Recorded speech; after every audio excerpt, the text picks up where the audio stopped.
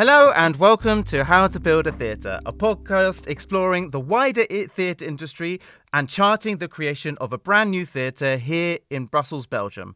My name is Edward Macmillan and I'm the Artistic Director of the Bridge Theatre. And my name is Phil Wilcox and I'm a musician, singer and old school friend of Ed's, and I'm based here in the UK. Lovely. How are you, Phil? I'm alright, I've got a bit of a cold, so I need sympathy and tissues. But otherwise, I'm fine. You're not getting any sympathy. No, You're not getting any from me. Thanks. No, I'm fine. I'm in the middle of a tour, and it's all going really well. It's really exciting to tour around our wonderful theatres in the UK, and it's been actually really lovely weather to do it in. So all the towns we're visiting are absolutely beaming. It's been really nice. How are you? That's good. A nice image of Blighty there. Yes, very good. Thank you. We're extremely busy. I guess this is my cue to talk a little bit about what's happening at the Bridge Theatre. Yes, still can't. I think since the last time we spoke, Phil, I can't actually reveal that much more. So yes, we're hopefully going into our new location very soon, but I can't reveal any details on that because we haven't actually signed, sealed, delivered the deal yet. You've not got the keys yet? No, exactly, not yet. But this is a very interesting time for this specific episode to take place because at the moment we're also thinking a lot about kind of the boring parts of actually constructing a theatre and like all the logistical things, all the kind of getting works constructors in, think about electrics and all this kind of bits which I don't really know too much about. But Ed, that's what this podcast is about. You can't say that's boring. I know. You've just switched everyone off before they've even started. Yeah. But it's not the fun artistic things that I actually want to be doing.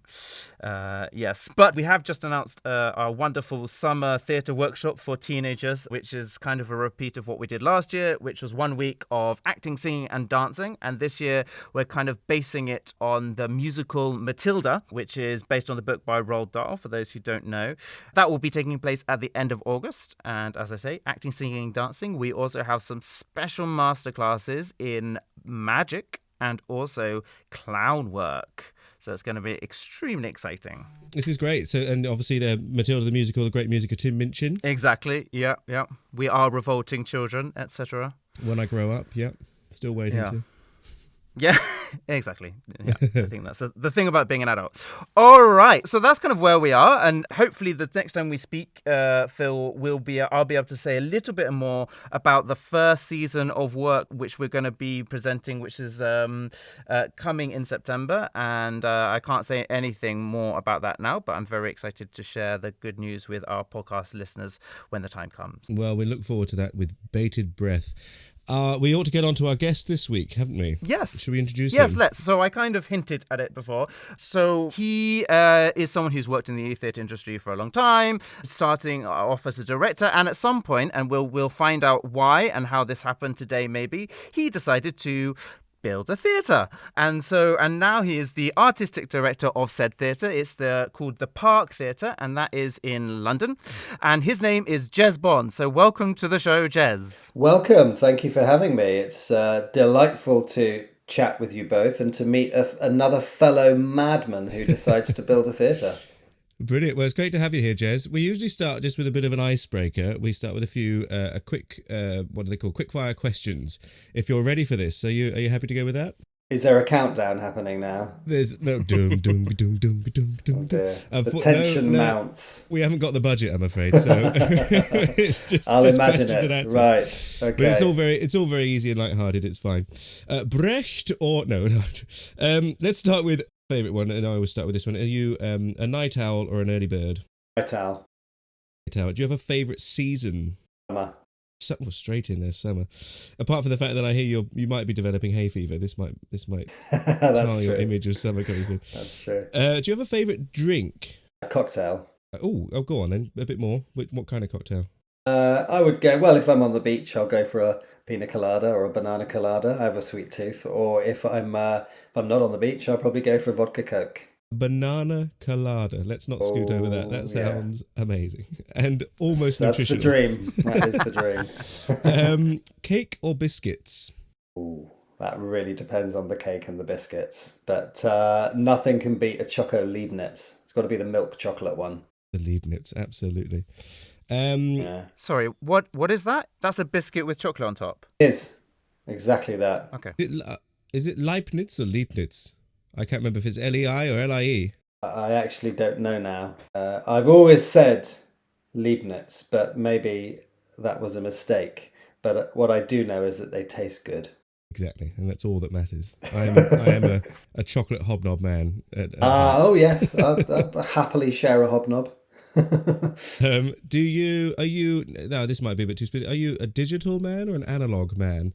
You could take that quite literally in terms of music, or you could take it in kind of like, do you like laptops and the internet and computers, or do you like writing and stuff like that? Yeah, I think I'm more digital. Is that because you feel that you have to be in the modern world, or is it because that's what makes you sort of tick most? Well, I've never been one that's necessarily been at the forefront of technology. But I have followed at a decent pace the advances of technology and embraced the fact that it can make my working day a lot easier. So the fact that I have a laptop, that I have backup shared in the cloud, and various things that I can pick up my iPhone if I don't have my laptop on me, and anywhere I am in the world I can find any file that's on my laptop because it's all synced to the cloud on my phone, which is super handy. So if I was analog, I'd have to be carrying suitcases of files around with me, which I don't want to do on the beach. I sound like I'm on the beach all the time. This is it.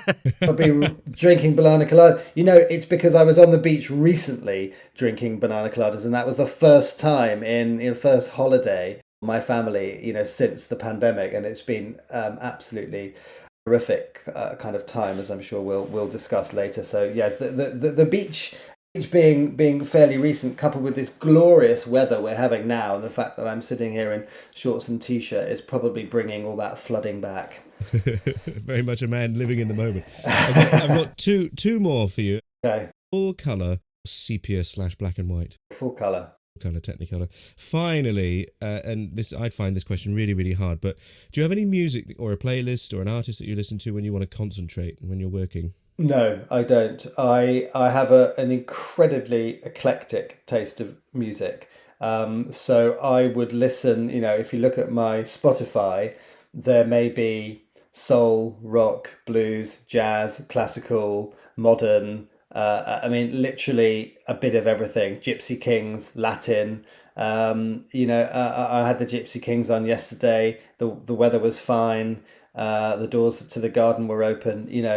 Nothing beats a bit of Gypsy Kings. It sort of depends on the mood and the time. But in terms of concentrate, when I'm concentrating, I'll put a music on in the background if I'm doing a few emails. But if I'm reading a script or really focusing on an important email or document, I probably won't have any music on at all. The Gypsy, I was playing a wedding the other day and the Gypsy Kings came on, and I just reminded me, I got obsessed with them a little bit in a summer when I was about, 14, 15, 16. The energy those guys have, I love it. I love how they play. So what are we? That's 10 questions and I got 7 right. Yay! Yeah! You've won! Da, da, da, da, da, da. I think you're singing, Phil, when you have a piano right next to you. I know, and it's not on. It's a digi piano. I'll get it on maybe for next later time. Yeah. Great. Okay, that rounds off the Gypsy King round. I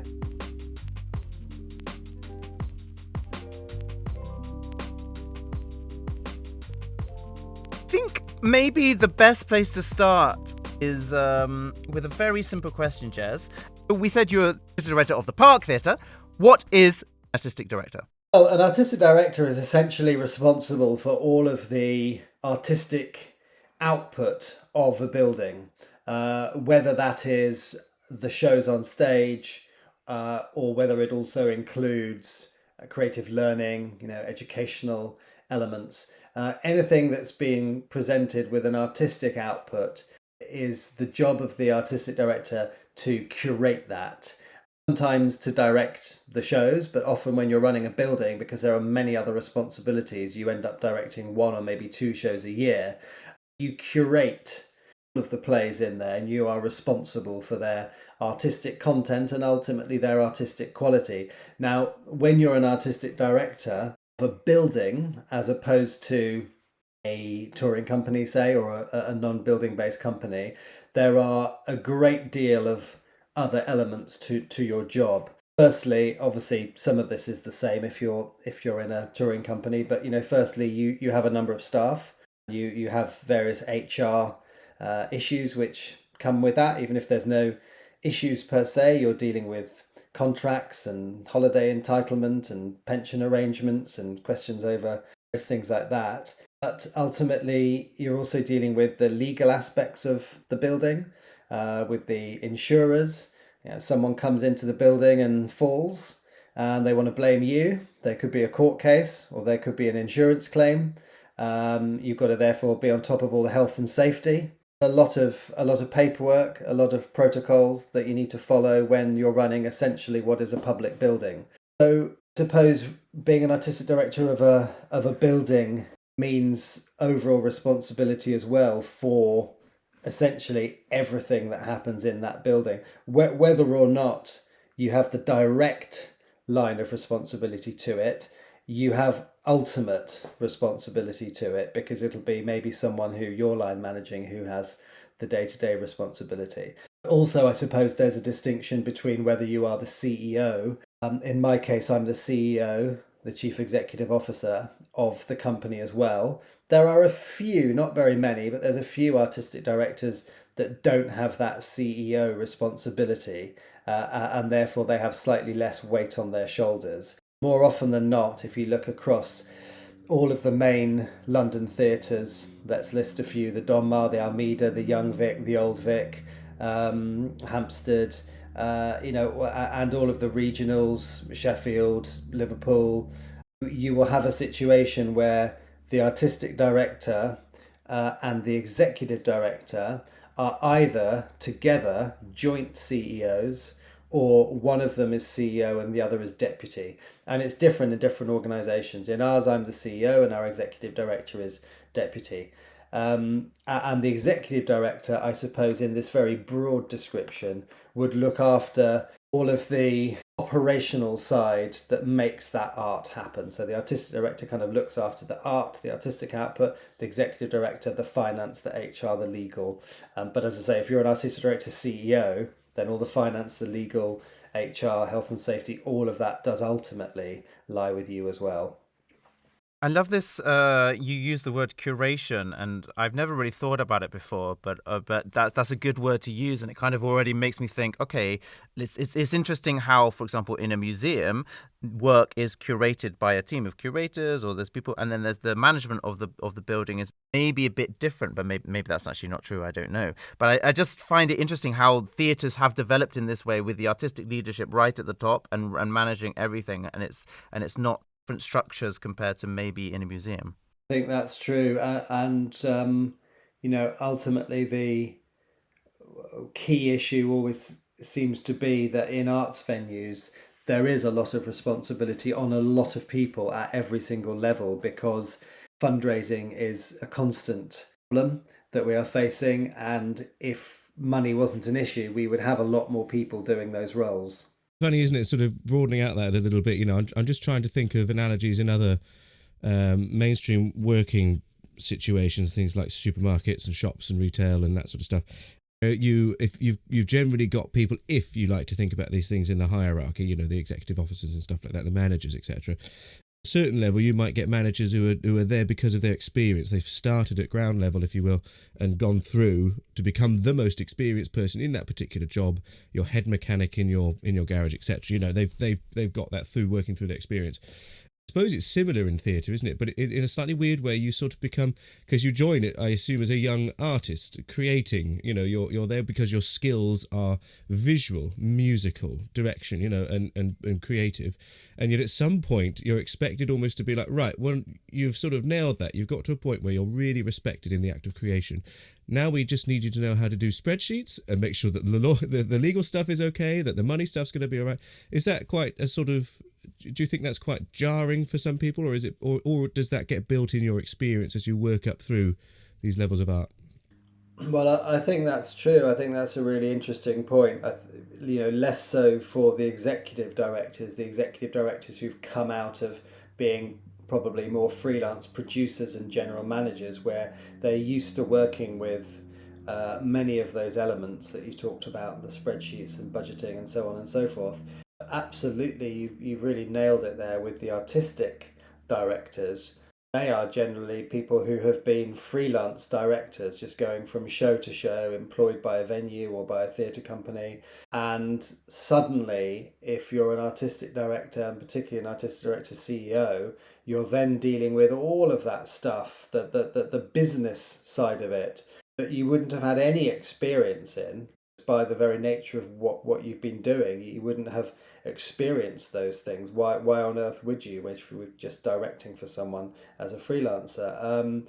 And I think that in my case, I think two things. Firstly, I had relatively strong business head on my shoulders to start with, which some people may and some people may not. Creatives don't always, and that's not a bad thing. Sometimes to be a creative, that part of your brain lights up and the business bit doesn't, and that's good.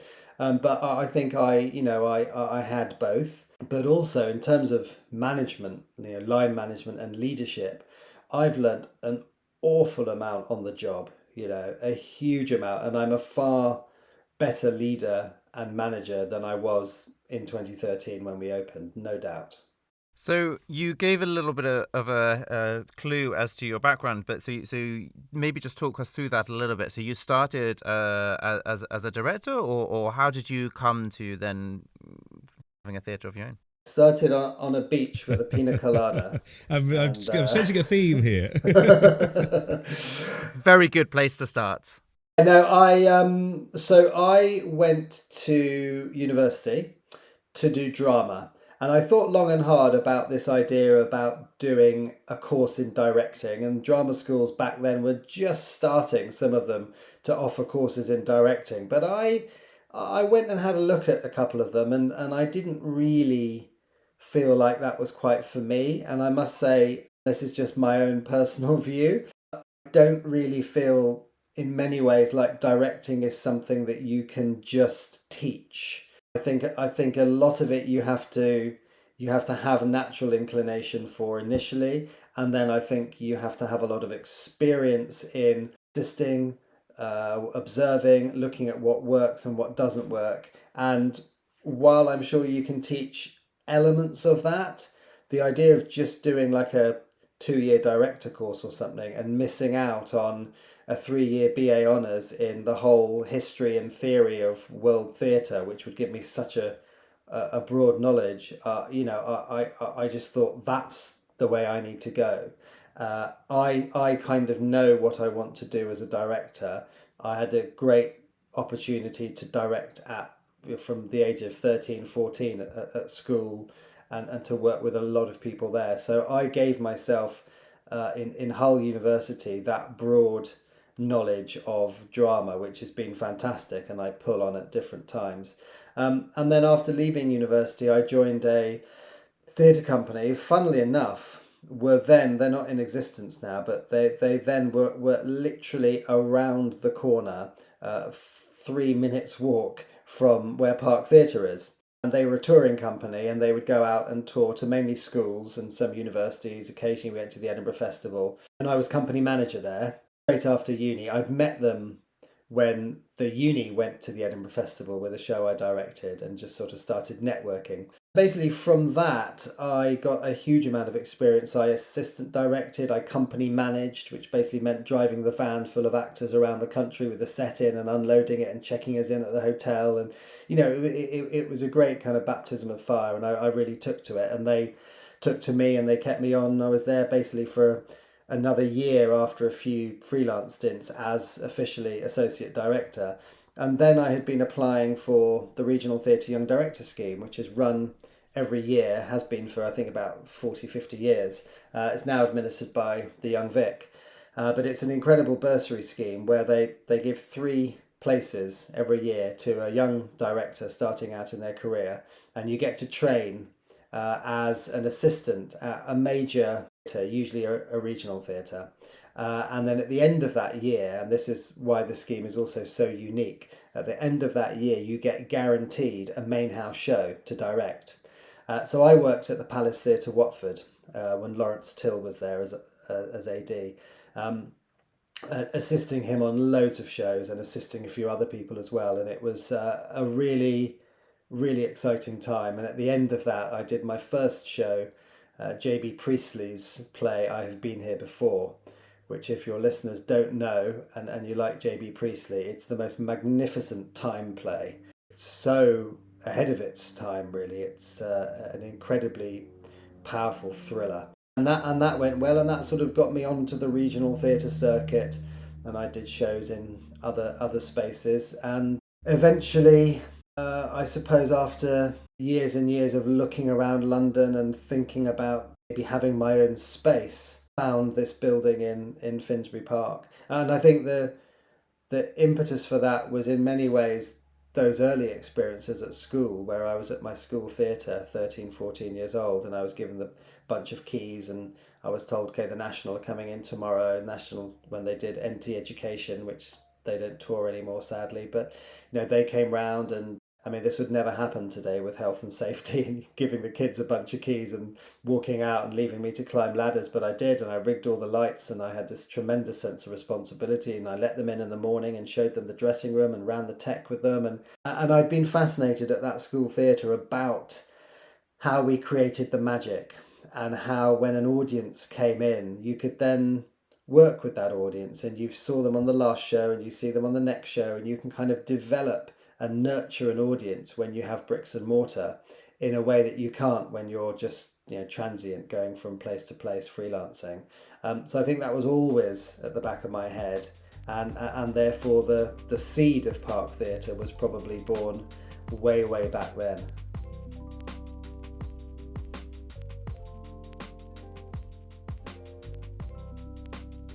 Very exciting. You're doing it's very much like what Ed's doing in Brussels with the bridge. It's a similar story of coming through artistic roots, your love for directing as a young person, going through the role of sort of young artist programs, as you described them. A young director getting those first credits on your CV is so important for the arts, which I think is probably a unique thing in sort of in the employment sector. I don't think of any other things that have that sort of like, right, we're going to take a group of people this year and give them all their first credits on their CV, essentially what they're doing, as well as some training as they're doing it.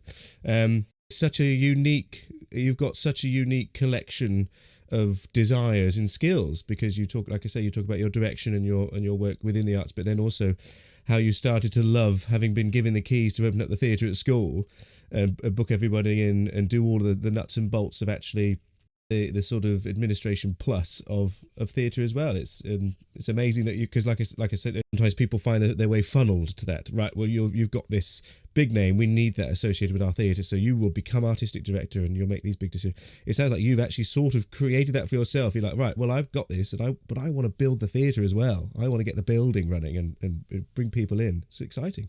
Yeah, I suppose so. I mean, I've always been conscious of how lucky, I suppose, I've been in that I've known from such a young age what I wanted to do. Plenty of friends of mine, even at university, didn't know what they wanted to do. They went to university and did a random degree in geography and then decided, okay, I'm going to become a lawyer, and then they went to law school. But that's. And I always say to people, don't worry. There's no rush, because there is plenty of time to get things right. But I think that the opportunity I had, knowing so young, meant, as you say, that I could kind of almost subconsciously, I was sort of steering the rudder in one direction, and therefore was somehow acquiring all these skills and experience on the admin side, knowing that one day I wanted not just to be in theatre, not just to be a director, but actually to run a building. I mean, I think it really also underscores the importance of education, and getting kids involved in the arts. And you were really inspired by your experiences at school and the responsibility that you were given by your teachers or whoever it was in charge. And I think that's something that we should all be aware of. And I know Phil does a lot of educational work, but it's kind of really nice to hear, actually. Like, okay, the love started at school, and here we go, et voila! Like, look what happened. Amazing. Do we want to go on to a little bit, maybe talking about how the park came into being? And you and I have discussed this before. So you came across this building a while ago, I guess 10 years ago or so, more than, and you were like, "Yes, this is the one." I mean, was that the decision process, or how did that happen? Pretty much. I mean, there were a couple of prerequisites. One was that it was near public transport, which this building was and is right next to the one of the tube entrances. And the Victoria line is an extremely fast line which takes you into Oxford Circus in 9 minutes. So it's incredible to be so well connected. The other prerequisite was that there wasn't another theatre in the area. And I don't say that so much because of competition, in inverted commas, because someone once said to me, "Where's the best place for an antique shop?" Next to an antique shop. Because if you have people then coming, then you all sell very, very different goods. And if we do a production of Hamlet, someone else's production of Hamlet is going to be very, very different.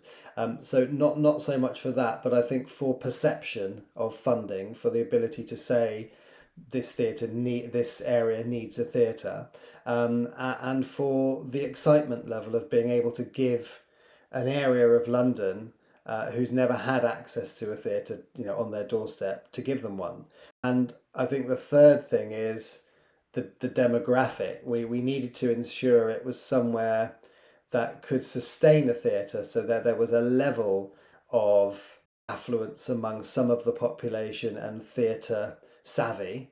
Also, we wanted to make sure that, again, talking about sort of responding to the need that there hasn't been a theatre here before, that there were a number of the population who had never had an experience of theatre before, who we could actually provide something really exciting to for the first time.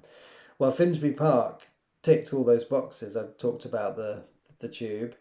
In terms of the area and its demographic, we saw some research from Audiences London, and it was fascinating to see that actually the highest spenders in the West End, from the London people, the highest spenders in that area, Finsbury Park and the surrounding area. They didn't have a local theatre, but they would go in from Stoke Newington, Finsbury Park, Tufnell Park, Crouch End, Stroud Green, Muswell Hill, and so there was a massive sort of theatre population there. But also two of the largest council estates in London that the building backs onto, who have very, very little opportunities. So that's exactly the sort of space that we were looking for. And you asked, did I walk into the building and say, yes, this is it? I think I kind of did. I'd seen quite a few places in different areas by then. We were looking all around. And there was something when I walked in about the spirit of the building itself. Not that the aesthetic was pleasing, because actually we did a lot of work to make it so. It was a very boring, dull 1960s office, sort of concrete office building. It was like a maze of interconnecting little offices. But actually there was something theatrical when you walked in about, there was this atrium space in front of you. There was a split level where you then took a few steps down or a few steps up, and suddenly it opened up the possibility of the stalls in the circle and the theatricality of that. And it also felt like a space that could be a two theatre space. So we could have a main house and a studio and a rehearsal space. It was sort of big enough to have a lot of things, whereas many other spaces would have just been a one space venue, maybe not even with a rehearsal space. So I think everything aligned, and it felt like the right thing to do. How have you gone about getting those that diversity of community come along to productions? Have you found it's a main thing? I should imagine it's a mix of the following, but have you found that it's to do with marketing, programming, learning it's outreach? Is there one strand that you think is key? I mean, yeah, as you say, it's a mix of all of that. I mean, it's no surprise that the affluent part of the demographic are more easy to attract, and they are, in a sense, the low-hanging fruit. They'll come because they spend money on theatre, they have money to spend, they like theatre. You just have to sort of tell them that you're here and shout about it until they realise. Whereas the other end of it, the communities from poorer, lower income families or on the council estates don't necessarily have that historical habit or culture of going to the theatre, or the income facilitate that. So taking away some of the obstacles, like ensuring that we offer free tickets or hugely subsidised tickets, has been important. Also, in terms of the diverse makeup, particularly the BAME makeup of communities who we want in, we need to make sure that the work that we are presenting on stage is work that they can relate to, that looks like we are telling their stories. We don't want to get them in to see a white middle class drama where they think, well, this isn't for me, this isn't about me, there's no sense of ownership. So we've done some very exciting plays. We just did a co-production with Talawa, the UK's foremost black-led theatre company. That was called A Place for We, and that's about the changing demographic of actually Brixton. Lots of parallels throughout London, and just about kind of gentrification and class and ethnicity. That was very powerful, and that by its nature did bring in a more diverse audience. And we opened post-pandemic with a play by a young female black writer, Tori Allen Martin, called Park Bench, which we commissioned, and that got in particularly a kind of younger audience as well. So I think, yes, outreach and marketing, absolutely, but the starting point has got to be the work you program.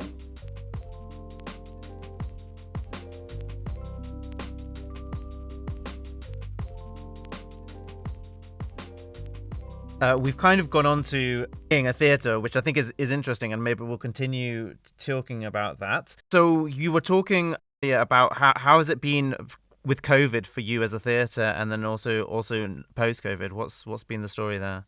Well, during COVID, it was, of course, shocking and exhausting.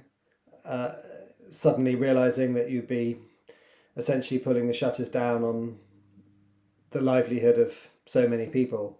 And actually, I suppose that for me was the driving force in the initial fundraising, because I wanted to ensure that we could put everyone on furlough and not be in a state where we were saying to people that they'd have to lose their jobs and not be able to pay their rent or mortgages. So we worked very hard initially. I talked to the board. That's the other thing we haven't mentioned, that all those theatres I mentioned as well previously when I was going through a few regionals and London theatres are all charities, and that gives various benefits and reliefs. One key one is that you can get you can be eligible for government and local government funding and funding from trusts and foundations, but you can also, on personal donations, you can also get gift aid added.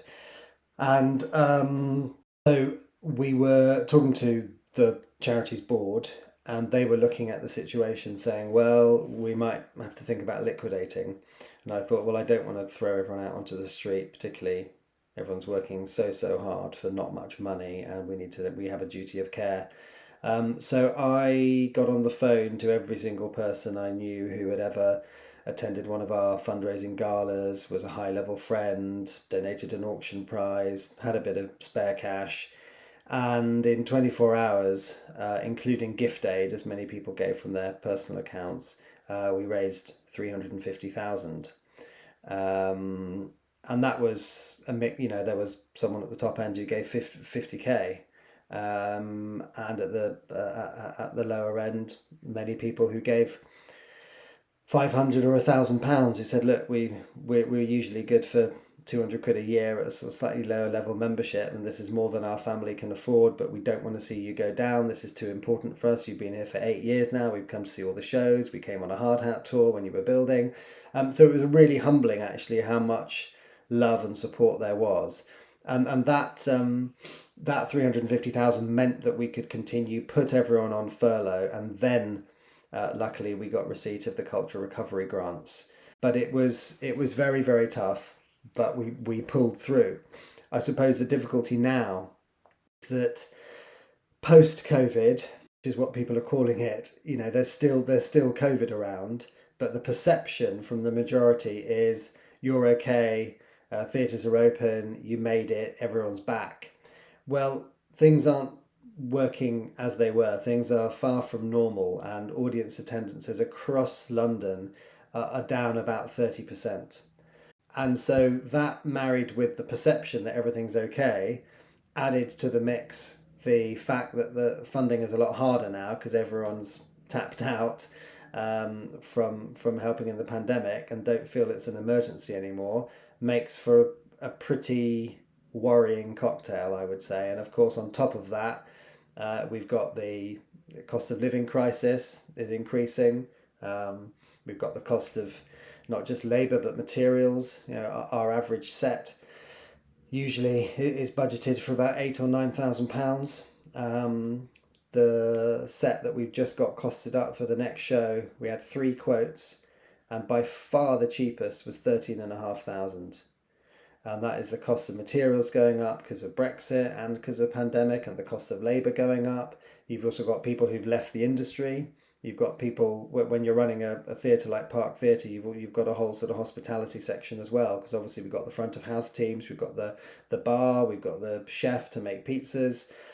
We haven't been able to get a chef, so we've been doing drinks only. We've had limited staff, so we've been doing only showtime hours, whereas pre-pandemic we were open from 8 in the morning. So it's really, really tough at the moment. In an important way, I think it's great to have you on to actually say this, because I think for a lot of people a lot of people going out and going about their daily lives, they go to work, they go to the cafe they always used to, they go to the pub they used to that's now open. There's a few things that are not there that were before COVID, but largely it feels generally as normal. But I think it's actually very important to know that, not obviously, but a big thing in the news sort of publicly at the moment is the cost of living crisis. AIM is flying around from everything from Brexit to Ukraine. It's, I guess, for us, our 3 here today on the podcast, let's not delve into decide that one. But it's true. It's worth shouting out that actually it's not normal yet, and it's affecting everything. Certainly the sort of the background cost of things, like you say, about building sets and stuff like that. And we had our last guest was Andrew Wiley, who wrote the Green Theatre book. Of course, coupled with increasing costs, the idea that theatres need to be thinking about sustainability and going green, etc. There's so much to be thinking about. So, I mean, do you see a light at the end of the tunnel? During the pandemic, there was a lot of kind of thought of, well, the arts will always survive because it's got to, and they're creative types. Came the cry back, we need some bloody money, because not only, yes, we're all making art, that's wonderful, but we also have these buildings which need upkeep, these chefs that are in employment, these people building sets for us, etc. The real nuts and bolts of it. Is there a way forward, do you think? Well, ain't that the $1 million question? I mean, I've got to say, at the moment, it is a real worry, and there isn't an answer, or if there is an answer, it's going to be the age-old one of money. Throw money at this problem, and it does go away. But where is that money going to come from? Particularly when it's just come in mass from during the pandemic. So, are there ways in which we can be cleverer, more entrepreneurial? I don't think so, particularly because we are already. This idea that, well, our arts institutions need to be clever about raising money. It's like we've done galas, we've done fundraising shows, we've done all sorts, but it's the equivalent of telling people who are struggling to put food on the table to buy cheaper food and learn how to cook, isn't it? Yes, It's exactly. Similarly thoughtless. Yeah. And all I can say is we've got some great fresh blood on the team, some fresh blood on the board. We're all pointing in the same direction with a clear vision of where we want to go, and so we'll have to put our heads together and see if there's slightly any changes to the model which can help this. But it's not going to be easy. So on that, so what is next for the Park Theatre? What is upcoming for you guys? Well, we've got a terrific show on at the moment called The End of the Night, which is about the true secret meeting between Himmler and a member of the Jewish International Congress during World War II. A very chilling tale, gripping, powerful thriller, which is 80 minutes straight through.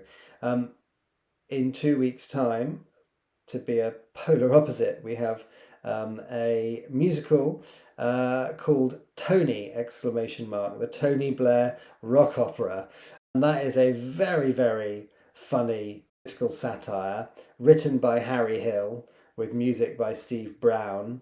And that is about essentially the rise and fall of Tony Blair, who I hadn't known the extent which in his youth he was a keen musician and really a rock star who looked up to Mick Jagger, and that was his idol, and he really was going to be, that was what he was going to do. And then someone said, oh, you should go into politics, and then he sort of tried his hand at it, and then look what happened. And then obviously post his main political career as Prime Minister and New Labour, then his sort of perceived downfall with the Iraq War and all of that. So it's very, very funny, and it's got lots of familiar characters from Osama bin Laden to Saddam Hussein and Gordon Brown and Sherry Blair. So it's really, really good. Living characters, that's very exciting. Do you think any of them will come and see it? Will they incognito or in public? We've had a message from Sherry's, I think, sister or half sister or something, who wanted to come and see it, and